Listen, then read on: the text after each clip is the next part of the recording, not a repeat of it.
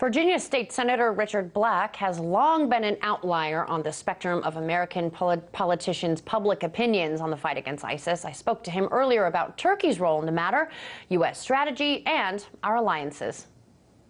You know, Turkey is the most loyal ally that ISIS has. Turkey has developed a war trade with ISIS that is that's very important to them. You can see from the map here, ISIS, the main supply line for ISIS comes through a gap in the Turkish-Syrian border, and it goes directly to Raqqa and then on into Iraq. Recently, the Russians attacked the oil supply for the first time. Now, the United States has allegedly been involved in a coalition.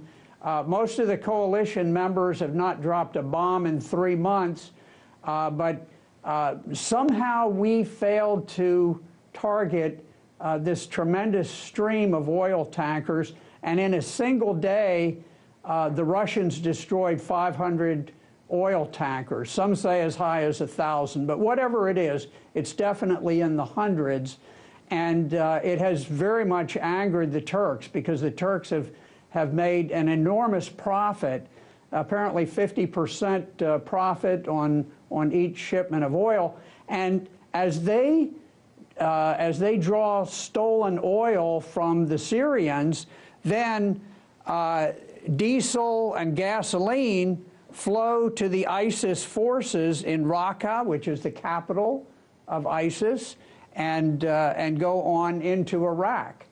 So that is their supply line. Now, if you notice the green portion here, this is the Turkish-Syrian border, and the area in green is the area that was occupied by the Kurds. Now, you recall the very heroic battle at Kobani that really inspired the whole world. Everybody was cheering, "Come on, Kurds, let's go." Well, the Kurds not only won the Battle of Kobani, but they spread beyond there, and they began to seal the border with Turkey.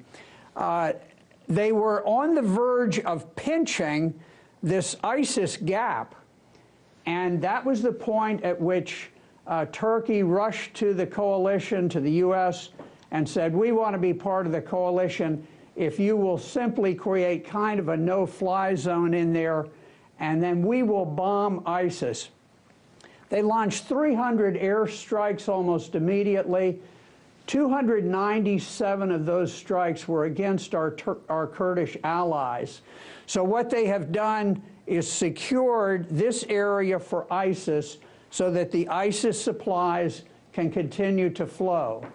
Now, not only do they get oil, yes, go ahead. Real quick I wanted to ask about the downing of the Russian jet by the Turks. Where does that come into play? You've got plenty of, obviously, yes, plenty of military background in this and strategy, et cetera. Let's talk about the downing of the Russian jet by the Turks and why. Sure. Well, here's the reason. There actually are two gaps. There is the ISIS gap, but also Turkey supplies Al-Qaeda and all of the Al-Qaeda affiliates. And I could go through all the names, but just suffice it to say they all are affiliated with Al-Qaeda. The area where the jet went down was this tiny finger of land. It's about 1 kilometer across, so that you or I could jog across that distance. You can imagine a jet aircraft flying across. You're talking about just a momentary crossing of that. Now, that's if you accept the Turkish version that there actually was an overflight. If there was an overflight, it was a matter of moments. They claim, "Oh, well, we warned and warned and warned." Well, you can't warn and warn and warn when an aircraft is only over a piece of land for seconds.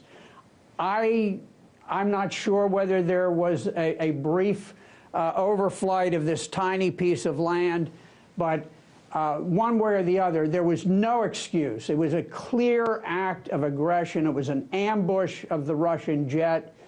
There was no justification whatsoever. And Russia had worked with the United States as head of this coalition and said, look, we're going to share with you our flight data so that there are no incidents. The United States knew where that jet was going to go, and yet somehow that information was not transmitted to the Turks. At least that's what we're supposed to believe. Well, but there was no excuse for downing the jet.